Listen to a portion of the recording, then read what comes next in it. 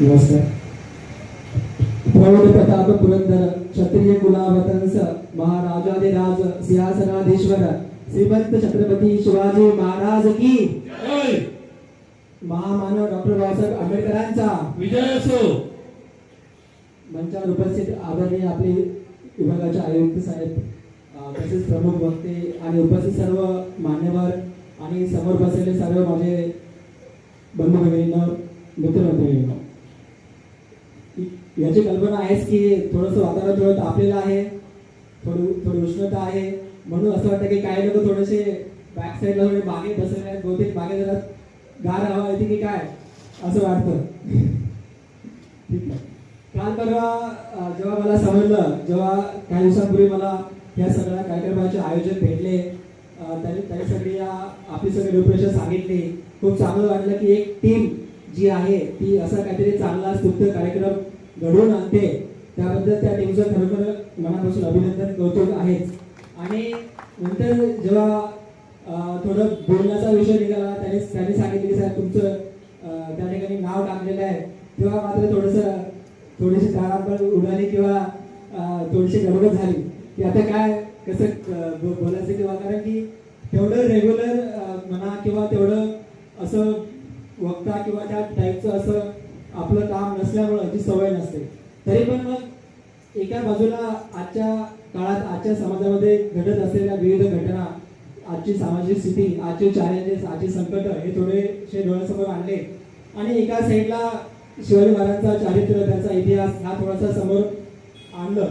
आणि आपण म्हणतो ना की शिवरायांचे 8वे रूप, शिवरायांचा 8वा प्रताप है ना. एकदा का ते रूप आठवलं, एकदा का त्यांचं चारित्र्य आठवलं, त्यांचं रूप आठवलं, त्यांचा इतिहास आपल्या डोळ्यासमोर ठेवला की मग काहीतरी ठीक आहे, जे आपल्या मनामध्ये जे येईल ते आपण काहीतरी एक्सप्रेस करूया असं मला त्या ठिकाणी वाटलं. आणि जसं मी सांगितलं की आजच्या काळात काही घटना ज्या मी ऐकतोय किंवा ज्या पाहतोय आपण टीव्हीवरती, त्यातल्या काही घटनांच्या अनुषंगाने या महापुरुषांचं व्यक्तित्व आणि त्यांचं चारित्र्य, त्यांचं कर्तृत्व आजच्या समाजाला कसं रेलेव्हंट आहे हे थोडं सांगण्याचा प्रयत्न करेल. अलीकडेच अशा घटना काही ऐकल्या की 14-15 वर्षाच्या जे मुलं आहेत, आपले जे यंग ब्रिगेड आहेत या नवतरुण युवक आहेत, ते सोशल मीडिया असेल किंवा मोबाईल वगैरे असेल यांच्या वेठ्यात एवढं अगदी असं घट्ट असं त्यांना विळखा लावलेला आहे, त्याच्यामध्ये एवढं अडकून गेलेले आहेत की त्यामधनं त्यांच्या आयुष्याचं ध्येय काय, आयुष्याची ध्येयप्राप्ती कशी करायची, प्रयत्न काय असतात, संकट काय असतात, संकटांची सामना कसा करायचा, प्रयत्नांची पराकाष्ठा काय असतं, अचीव कसं करायचं, हे सगळ्यापासून ते कदाचित दूर गेले आहेत की काय असं वाटतं. आणि मग हे दूर ते का गेले याचा विचार आपल्याला करणं गरजेचं आहे. आणि जेव्हा आपण हा विचार करतो, हे पण एक घटना एक अशी आपल्या कानावरती येते किंवा आपण बघतो, वाचतो किंवा पाहतो मोबाईलवरती की काही मुलांना त्या सोशल मीडियामुळे अगदी मानसिकरित्या ते रुग्ण झालेले आहेत. मग त्यांच्यावरती म्हणजे याची अगदी ट्रीटमेंट करायची वेळ येते, म्हणजे सायकोलॉजिकल ट्रीटमेंट करायची वेळ येते, एवढं ते अगदी खचून गेले असतात. काही जणांना तर रुग्णालयामध्ये ऍडमिट करून उपचार करण्याची वेळ येते. कारण काय की आयुष्यात ध्येय नाही. असं का होतं, असं जेव्हा तुमच्याकडे काही आयुष्यात उद्दिष्ट नसेल, ध्येय नसेल, तेव्हा हे सगळे प्रकार घडतात. तेव्हा आपण काहीतरी आपल्या ध्येयापासून दूर जातो, तेव्हा मग आपल्या आयुष्यामध्ये अशी विनाकाराची संकट येतात. आणि मग आपलं कारण कसं असतं की एक व्यक्ती बिघडला, एका व्यक्तीपासून एखादा कुटुंब बनतं, अनेक कुटुंबापासून एखादा समाज बनतो, समाजापासून देश बनतो आणि देशापासून विश्व बनतो. जर आपण एका व्यक्तीला काही संकटापासून दूर नेण्याचा प्रयत्न केला तर आपण या विश्वाला किंवा जगाला एक शांतीच्या दिशेने न्यायचा आपण आपल्याकडनं प्रयत्न असं मला वाटतं. आणि मग त्या हे जे नवतरुण जे लोक आहेत हे असे का करतात किंवा त्यांच्याकडे ध्येय का नाही आहे, तर त्यांना शिवरायांचा इतिहास किंवा शिवरायांचे चारित्र्य, शिवरायांचे विचार, शिवरायांचे कर्तृत्व त्यांच्यापर्यंत पोहोचवलेलं नाही की काय असं वाटतं. तेवढ्या प्रकर्षाने ते गेलं नाही की काय असं कधी वाटतं. आणि मग ते पोहोचवण्याची खरोखर गरज आहेच आजच्या काळामध्ये, आणि आजच्या काळात तर जास्तीची गरज आहे असं मला कधी कधी वाटतं. मग त्यामुळे का होईना आपल्या या माध्यमातून मी काही विचार त्यांच्या मांडण्याचा प्रयत्न करतो. बघा, 14व्या वर्षी शिवरायांनी म्हणजे स्वराज्याची स्थापना केली, स्वराज्याचं तोरणा किल्ला जिंकून तोरण बांधलं. म्हणजे आजची 15 वर्षाची पिढी आणि शिवरायांचे जे विचार कर्तृत्व याच्यामध्ये किती तफावत आहे, आणि हा जो गॅप आहे हा भरण्यासाठी आपल्याकडनं काही प्रयत्न होतील का, हे आपण नक्कीच यांचे विचार नवतरुणांकडे पोहोचून काहीतरी करण्याचा आपल्याकडनं प्रयत्न असला पाहिजे. संकट हे प्रत्येकाच्या आयुष्यात येत असतात. शिवरायांचं जर आयुष्य समोर आणलं तर तोरणा जिंकल्यापासून तर 350 किल्ले त्याने जिंकले. प्रत्येक लढाई, प्रत्येक संकट त्याच्यात होतं. लढाई सहज जिंकली नाही, एकही लढाई अशी नाही की सहज जिंकली. प्रत्येक वेळेस नवीन चॅलेंज, नवीन काहीतरी होतं. परंतु स्वराज्य स्थापनेचं जे उद्दिष्ट आहे, ते ध्येय आहे, ते ध्येय आपल्याला साध्य करायचं आहे. स्वराज्य का स्थापन करायचं आहे? कारण की सामाजिक जी विषमता होती ते आपल्याला नष्ट करायचे, जे आर्थिक विषमता होती ते नष्ट करायचे, जे न्यायिक विषमता होती ती नष्ट करायची, म्हणून स्वराज्य स्थापन करायचं आहे. जेव्हा समजलं, जेव्हा त्यांनी हा विचार सगळ्यांसमोर मांडला, मग तेव्हाच त्यांना सगळे सहकार्य भेटले. कारण की काय होतं की त्यावेळेस जसा राजा बदलायचा, जसं वेगळ्या एखाद्या व्यक्तीने आक्रमण केलं की तिथले सगळे रूढ बदलायचे, मग तिथली न्याय व्यवस्था बदलायची, तिथले नाणे बदलायचे, तिथले अर्थव्यवस्था बदलायची, तिथले मोजमाप करण्याच्या पद्धती बदलायच्या. आणि मग हे जेव्हा बदलत जायचं तेव्हा त्याचा परिणाम हा जनसामान्यावरती, व्यापारावरती व्हायचा. आणि मग ह्या सगळ्यातून सुटका जर हवी असेल तर आपल्याला आपलं एक स्वराज्य निर्माण केलं पाहिजे, किंवा आपलं राज्य असलं पाहिजे, आपले कायदे असले पाहिजेत, आपला विचार असला पाहिजे. ही भावना जेव्हा त्यांनी रुजवली तेव्हा मग स्वराज्याची स्थापनाची सुरुवात झाली, हा ना. तर ही जी ध्येयाची जी आहे, ध्येय, नेतृत्व, हे जे गुण आहेत शिवरायांचे, हे आपण आपल्या आजच्या पिढीला पोहोचवणं फार आवश्यक आहे. दुसरा एक गुण मी त्यांचा या ठिकाणी थोडासा सांगण्याचा प्रयत्न करेन, की तो म्हणजे मॅनेजमेंट स्किल, किंवा त्यांचं जे सगळं म्हणजे मॅनेजमेंट कसं असलं पाहिजे. प्रत्येक लढाई ही वेगळी असल्यामुळे टॅक्टिक्स वेगळ्या होत्या. जो अफजल खान जेव्हा त्यांच्यावर चालून आला तेव्हा अफजल खान हा त्या काळातला सर्वात मोठा बलाढ्य असा एक सरदार होता. आणि मग त्या सरदाराला 1 to 1 फाईट किंवा फ्रंट टू फ्रंट वॉर मध्ये हरवणं शक्य नव्हतं. म्हणजे जसं वॉरचं नेचर बदललं, त्यामुळे ती टॅक्टिक बदलली. महाराजांनी काय केलं, काहीतरी शक्तीपेक्षा युक्ती श्रेष्ठ कशी असते हे दाखवून दिलं. आणि मग काहीतरी ड्रामा करू किंवा काहीतरी शो करू की मी आजारी आहे, आम्ही घाबरलो तुम्हाला, असं करून त्याला आयडियाने कलेने कायदेशी त्याला बोलवून त्याचा योग्य तो जे काय असेल ते त्याचा कर्तव्य काळ ठरले आणि स्वराज्याचे तोरण आणखी घट्ट केलं. तर जेव्हा संकट आपल्या आयुष्यात येतात तेव्हा आपण, मला असं वाटतं की अशा महापुरुषांना, महाराजांना जेव्हा आठवू तेव्हा कुठेतरी त्यांचं कर्तृत्व हे आपल्या आयुष्यात जे काही संकट असतील त्याला आपण कसं पार करू, 2 हात करू, हे सांभाळण्यासाठी किंवा हे समजण्यासाठी उपयोगी ठरेल. बघा, संकट आयुष्यात येतात, प्रत्येकाच्या आयुष्यात येतात. असा कोणी व्यक्ती नसेल की ज्याच्या आयुष्यामध्ये एक पण संकट आलं नसेल. मग जर असं असेल तर मग तो कदाचित काहीच करत नसावा.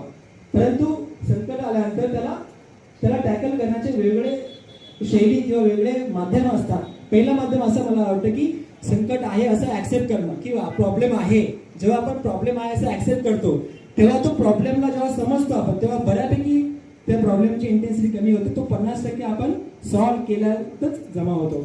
दुसरी स्टेप काय असेल, ही स्टेप केल्यानंतर की ठीक आहे संकट आलेलं आहे, मी ऍक्सेप्ट केलेलं तरी पण थोडा फार हा सॉल्व्ह झालेला नाहीये, तर आपल्याकडचे रिसोर्सेस वापरून, आपल्याकडची बुद्धिमत्ता, आपल्याकडचे कौशल्य, आपल्याकडचं जे मित्र परिवार सपोर्ट आहे त्या सपोर्टला घेऊन कसं संकटांना पेलता येतं का ते पेलवणं आणि संकट दूर करणं. दुसरी स्टेज. तिसरी स्टेज काय असेल, ठीक आहे हे दोन्ही पण स्टेज केल्या तरी पण जो प्रॉब्लेम आहे, संकट आहे, हे काही दूर होत नाहीये. तर आपण बघतो की ह्याच ठिकाणी बरेचसे लोक निराश अवस्थेत येऊन कधी सुसाईडच्या केसेस आपण बघतो आपल्या आयुष्याच्या म्हणजे आसपास घडताना. तर त्या ठिकाणी तिसरी स्टेज जी आहे, ठीक आहे आपण दोन्ही स्टेज केल्या ना, आता आपण आपल्या मनाला जो सिंह आहे, शेर आहे, त्याला जागृत करायचं आणि त्याला जागृत करून त्या संकटावरती पूर्णपणे शक्तीनिशी अटॅक करायचं, जसं महाराज करायचे. जेव्हा अफजल खानाच्या तिथं गेले तेव्हा तिथं काही सपोर्ट नसताना आता शेवटचा वॉर आहे, इथं आपल्यामधली जे एक सिंहत्व आहे ते जागृत करण्याची वेळ आलेली आहे. आणि मग असं करून त्यांनी तो शेवटचा टप्पा तिथे गाठला. त्यानंतरची स्टेज काय असेल की ठीक आहे तिन्ही केल्या गोष्टी परंतु काही होत नाहीये, नंतर आहे सरेंडर, समर्पण. सगळं केलं तर आता हे आपण वरच्याला ईश्वराला आपलं संकट जे ते देऊन टाकूया. म्हणजे जेव्हा आपण असं करतो तेव्हा एक वेगळी शक्ती आपल्यामध्ये येते त्या संकटाशी 2 हात करण्याची. कारण की ऍडजस्टमेंट किंवा सरेंडर, समर्पण किंवा वाटाघाटी हा पण आपल्या आयुष्याचा एक फार मोठा एक म्हणजे भाग आहे. बऱ्याच लोकांना काय असते, घेता येतं पण द्यायला अडचण होते किंवा वाटाघाटी करायला अडचण होते. महाराजांनी आपल्याला दाखवून दिलेलं आहे की प्रसंगी जसे 350 किल्ले जिंकायचे असतात ना, तसे 23 किल्ले प्रसंगी मिळाले की द्यायचे पण असतात. कारण की त्यामधनं एक लॉंग टर्म गोल अचीव होतं, लॉंग टर्म काहीतरी साध्य करायचं असतं. मग ते 23 किल्ले घेताना मागे पुढे हटायचं नसतं. हे आपल्याला तिथून शिकले. त्यामुळे वाटाघाटी, मॅनेजमेंट स्किल आणि हे किती महत्वाचं आहे हे आपल्याला त्यांच्या या सगळ्या गोष्टीतून सुटलं. नंतर जेव्हा आग्र्याला जेव्हा त्यांची बंदी त्यांना कैद करण्यात आलं, तेव्हा बघा तेव्हाची परिस्थिती एकदम वेगळी, की आता इथं काही लढाई तलवार किंवा असं काही भाला असं काही नाही आहे. संकट असं आहे की औरंगजेबाच्या त्या पूर्ण 4 भिंतीच्या आतमध्ये कैद केलं गेलेलं आहे महाराजांना, त्यांच्या मुलासह संभाजीराजांसह. मग इथे तुम्ही किती शूर आहात, किती ताकद आहे, याला काही तिथं अर्थ नव्हतं. मग त्या ठिकाणी काहीतरी वेगळी टॅक्टिक वापरली. संकट जसं बदललं, प्रॉब्लेम जसा बदलला, तशा टॅक्टिक्स कशा बदलायच्या आणि त्याप्रमाणे कसं मॅनेजमेंट करायचं, हे कसं आपल्या आयुष्यात कसं आपण अप्लाय करू शकतो, तर महाराजांकडनं त्यांनी मग कशी योजना आखली आणि आग्र्याहून केलेली सुटका आपल्या सगळ्यांना त्याची कल्पना आहेच. परंतु विषय हा आहे की हे आपण आपल्या आयुष्यामध्ये कसं घेऊ शकतो का, कुठे घ्यायला पाहिजे, कुठे अप्लाय करायला पाहिजे, ह्याबद्दल विचार करणं असं माझं मत आहे. की आपल्या आयुष्यात जेव्हा जेव्हा असं काही होईल त्या वेळेस ते शिवचरित्र आठवून किंवा महापुरुषांचे विचार, आचार, कर्तृत्व आठवून त्याप्रमाणे आपण आपल्या आयुष्यामध्ये कसं त्याला टॅकल करू हे आपण बघितलं पाहिजे. शिवरायांनी एक फार मोठं स्वप्न बघितलं स्वराज्याचं आणि ते त्यांनी पूर्णही केलं, त्याबद्दल काही दुमत नाही.